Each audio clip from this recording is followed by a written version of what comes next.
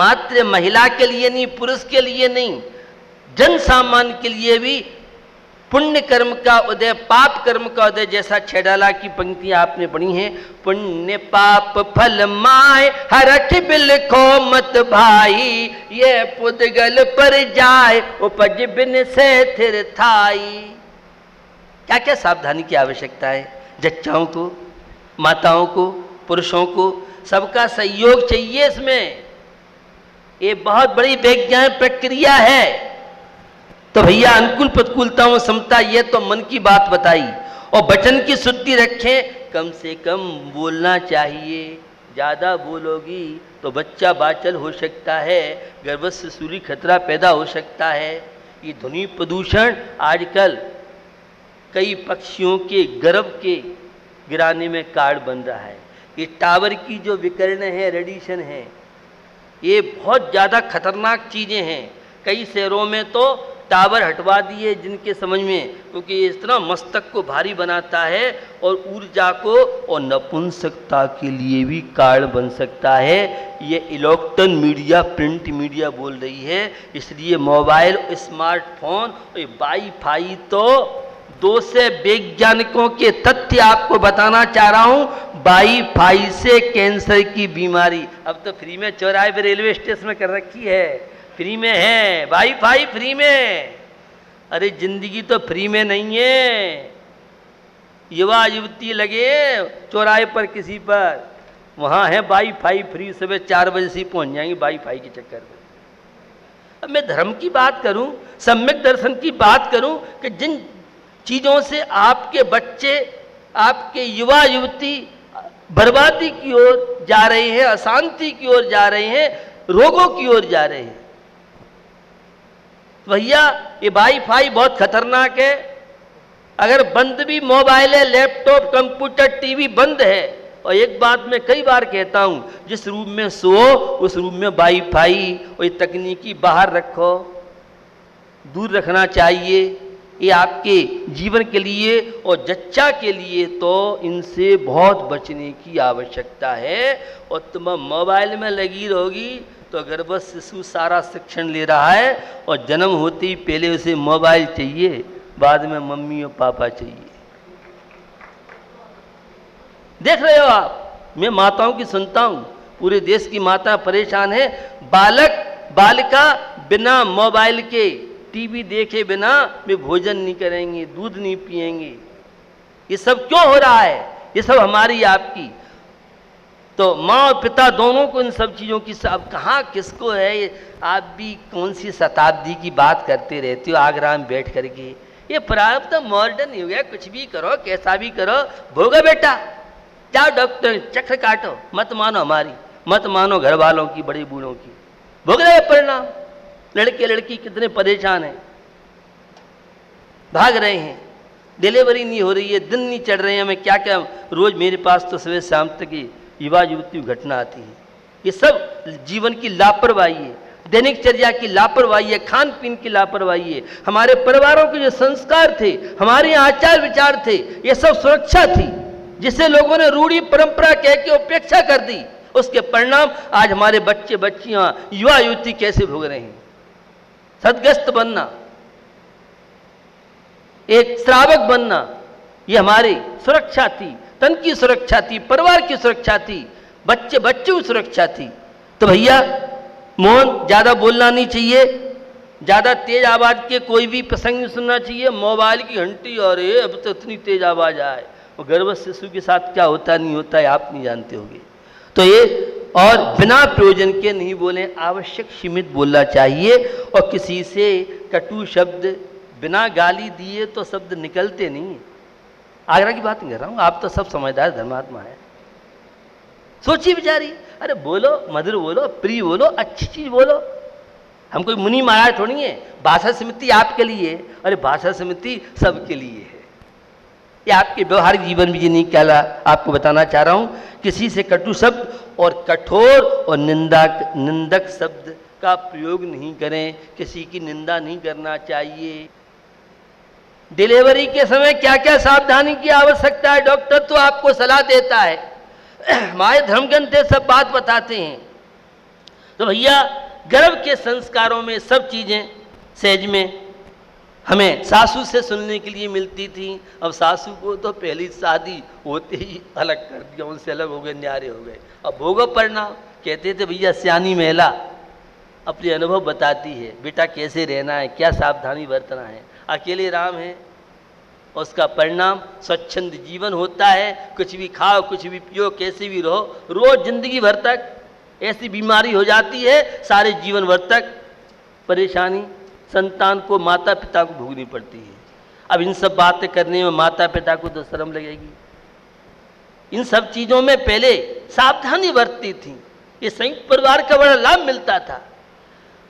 किसी से कटु शब्द बोलो, निंदाकारी कठोर वचन, यह वचन संबंधी मैंने जागरूकता बताई। और काय शुद्धि रखे, चलने में चंचलता न हो, ज़्यादा तेज मत चलो, ज़्यादा धीरे मत चलो, मध्यम चाल हो।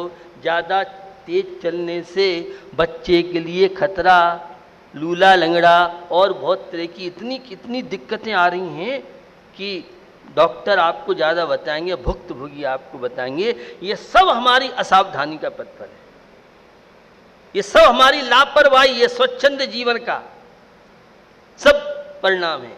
इसलिए इन सब चीज़ों में सावधानी की आवश्यकता है।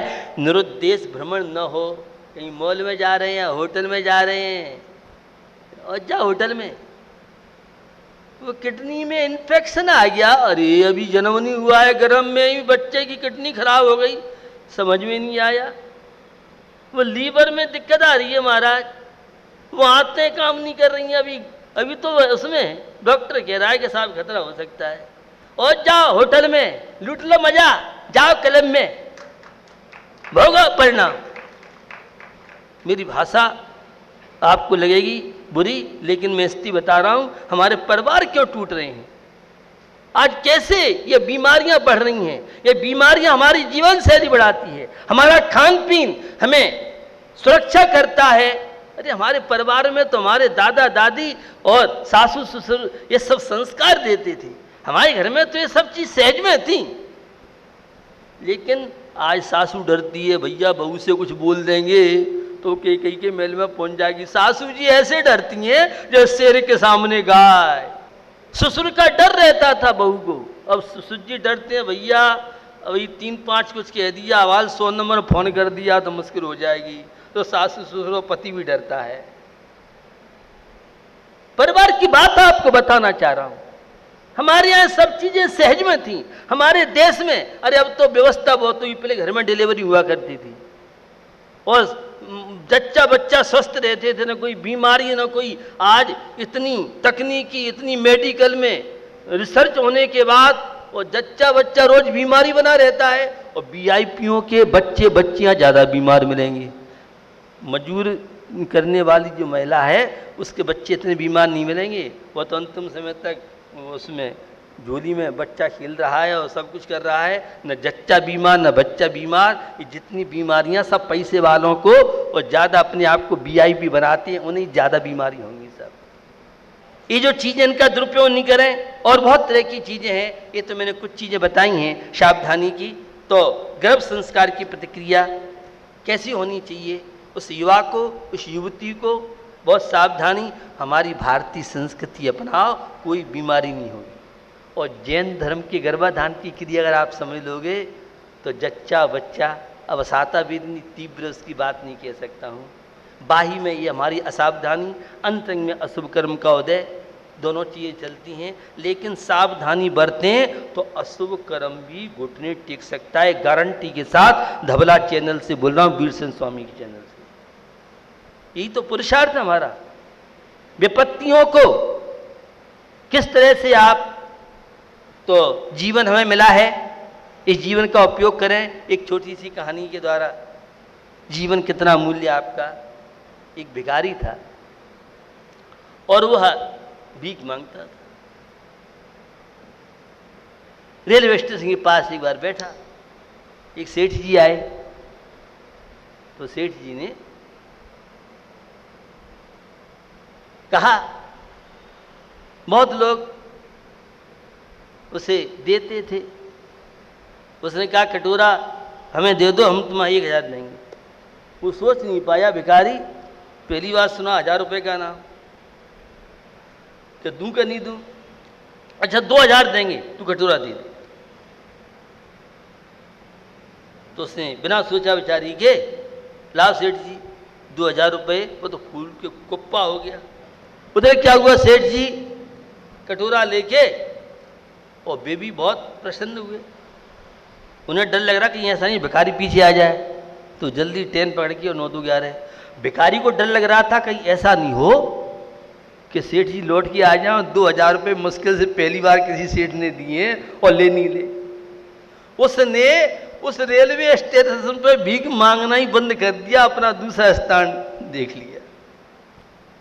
हकीकत क्या थी? हकीकत न तो भिखारी को देने वाले को पता था कि क्या है कटोरा, और न भिखारी को पता था ये कटोरा क्या है। जिसने 2000 रुपये दिए वह सोने चांदी का बहुत बड़ा व्यापारी था। वह कटोरा जो था वो सोने का कटोरा था। साहब पे दोनों तो चले गए, भिखारी भी उसमें खुश था, 2000 मिल गए, और सेठ जी खुश थे, सोने कटोरा मिल गया। लेकिन न भिखारी को पता था कि सोने कटोरा था, और जो भिखारी को देते तो पता नहीं था। भैया हमारी मनुष्य पर्याय भी बहुत कीमती है, हम और आप इसकी कदर नहीं कर पा रहे हैं। कदर जिन्होंने की वे जीवन में महान बन गए। तो भैया इस मनुष्य पर्याय की कीमत को समझो, इस जैन धर्म की कीमत को समझो, बड़ा बहुमूल्य है। आज प्रातःकाल कल तो मैं सुन रहा था कि प्राचार्य जी नरेंद्र प्रकाश जी का स्वास्थ्य खराब है। मेरे पास उनके परिवार के लोग आए, सुबह मैं सामायिक में था, तो उन्होंने चर्चा की कि प्राचार्य जी का स्वास्थ्य बहुत खराब है और उन्हें हम आपकी दर्शन कराने के लिए लाना चाहते हैं। तो मेरा इन सब चीज़ों में बहुत इंटरेस्ट है, समाधि मरण है, साधुओं की परिचर्या सेवा हो, कोई वृद्ध के लिए कोई दीन दुखी परेशान हो, तो मुझे ये सब चीज़ों बहुत रुचि रहती है। तो मैंने कहा लिया तत्काल, फिक्स टाइम मांगा, तो मैंने कहा 6:30 बजे मैं निकलूँगा। तो मैं अपने टाइम से निकला। अब मैं निकला तो बाहर जाने को हुआ, मैंने पूछा वही प्राचार्य जी को आना था, तो उनकी वो चौराहे पे आ गए और तो मैं थोड़ा थमा भी चलूँ, उनकी पहले आ रही है तो उनको देखूं क्या उनकी स्थिति है। इतने में गाड़ी आ गई और प्राचार्य जी नरेंद्र प्रकाश जी से आप सब परिचय तो बताने की आवश्यकता नहीं है। बहुत कुशल वक्ता रहे, निष्ठ ही विद्वान रहे और युवा पीढ़ी को वे वरदान सिद्ध होते थे। पूरे देश में उनकी स्पीच की बहुत प्रसिद्धि थी। आज जब उन्हें देखा तो पहचान में नहीं आ रहे थे। मेरे साथ कुछ लोग खड़े वो कह रहे प्राचार्य नरेंद्र प्रकाश जी हैं क्या? खैर मैंने उन्हें संबोधन किया। अंतिम श्वास उनकी चल रही थी जो उनके साथ परिचर्या में थे। तो मेरे से उन्होंने कहा डॉक्टर साहब वगैरह बैठे, आप ऊपर आओ, अपनी गाड़ी में हम नहीं चढ़ सकते हैं, अलाउ नहीं है हमारा गाड़ी में। तो मैं नीचे से ही उन्हें संबोधन किया। अहमिक को खल शुद्धो, आप शुद्ध बुद्ध निरंजन हैं, अंतिम क्षण आपका है। और अब जो जिनवाणी की आराधना आपने की, कितने लोगों का मार्गदर्शन किया, अब आप ही अपने कुशल डॉक्टर बनकर के और अंतिम क्षण हैं। परमात्मा की भक्ति, परमात्मा का स्मरण आप करते करते इस तन का आपको त्याग करना है। मैं सौच से लौट के आया तो मुझसे एक सज्जन बोल रहे थे प्राचार्य नरेंद्र प्रकाश जी गए। मैंने जब उन्हें संबोधन किया हटा तो मैंने जो महिला पुरुष थे मैंने कि अब तो भाई जी कुछ दम है नहीं, कुछ क्षण के ही अभी मेहमान हैं, ये मैंने उनसे कह दिया। मुझे तत्काल समाधि मरण की बहुत तरह की विशेषता हैं। कई बार मैं बताता हूँ समाधि मरण और समाधि पूर्वक मरण अंतिम समय में 7 तत्व द्रव्य गुण पर्याय तो छोड़िए, एक परमात्मा का नाम भी सुनने को मिल जाए तो उससे बढ़ के कोई पुण्यशाली नहीं हो सकता है अंतिम क्षण भी। इसलिए समाधि मरण का करने का, कराने का मुझे तो बहुत ये अवसर मिलते हैं। समाधिस्थ व्यक्ति की सेवा तो निश्चित प्राचार्य अनंतघाट जी बहुत बड़ी हमारी जनवाणी के लाल की क्षति हुई। सुसंबंधित पुरस्कार हम देते हैं। प्राचार्य अनंतघाट जी को भी पुरस्कार दिया। अभी पिछले वर्ष जब मैं फिरोजाबाद था पिछले प्रवास में, मेरे स्वास्थ्य ठीक नहीं था, फिर भी आए थे, काफ़ी उनसे चर्चाएँ हुई। तो निश्चित हमें भी इसी तरह से जनवाणी की सेवा और अंतिम समय प्रयास करें, साधु समागम उनका संबोधन मिले। अगर वो कल परसों आ जाते तो एक अलग ही छटा होती। खैर परसों मुझे उनके परिवार लोग बता रहे थे कि परसों ही उन्होंने अन्न पानी का त्याग कर दिया था। ये बहुत अच्छी भावना उनकी रही और थोड़े परिवार वाले अगर उस भावना को समझ लेते थे, लेकिन मोह काम करता है। अंतिम समय तक आदमी सोचता हॉस्पिटल ले चलो, नहीं ले चले तो समाज बताओ मारने ले जा रहा है महाराज के पास, इलाज नहीं करा सकता है, लोभी है, कंजूस है। कई केस मेरे पास कैंसर के आए हुआ है। मैंने कि भैया समाज तो बुराई करेगी, आप इस चक्कर में पड़ोगे तो सामने वाले का विश्वास खराब हो जाएगा। मैं कह रहा हूँ मेरे पे आपको विश्वास है, आप विश्वास है तो समाज आलोचना करे, बुराई करे, कोई चिंता नहीं है। सामने वाले का भव अगर बन जाता है, अंतिम क्षण साधु समागम में अगर उसे प्राण छोड़ता है तो बहुत पुण्यशाली कहलाता है। प्राचार्य जी जनवाणी की सेवा की अंतिम समय। और यहाँ जो बैटरी वाले थे सुमन जी बजाज, मैं फिरोजाबाद से शायद निकल रहा था, एक गांव में रात्रि को मेरा विश्राम था, तो वो हमेशा कहते रहते समाधि मरण। तो जब उनकी भावना थी, निर्मल उनका बेटा था और उनकी बहुएं, उनकी पत्नी सब लेके मेरे पास पहुँचे। सर्दी का समय उस समय था, मैं तत्काल बाहर निकल के आया। उनकी भी यही अवस्था थी, अंतिम श्वास उनकी चल रही थी। मैंने इस तरह से आईसीयू के पेशेंट को गाड़ी में पहली बार देखा था, और तो कई बार हम लोग बने। खैर मैंने उनको संबोधन किया और मैंने कहा भैया अब अंतिम समय है। वहीं उन्होंने जो निकाला तत्काल अंतिम समय का हुआ। तो कई लोगों की ऐसी भावना होती हैं, उनके परिवार के लोग उन्हें सहयोग कर देते हैं, वे थोड़ी समाज की बुराई भलाइयों को उपेक्षित करें तो सामने वाले का भविष्य बन जाता है। तो निश्चित उनकी सदगति हुई होगी। इसी भावना के साथ ये मैंने बताया। गर्भ संस्कार की प्रक्रिया अगर सहज में बहु बेटे परिवार हों तो हमारा वह आने वाला बालक बालिका संस्कारित हो और देश और राष्ट्र की गौरव के साथ आत्म कल्याण बालक कर सकता है। ऐसी भावना के साथ अहिंसा विश्व धर्म की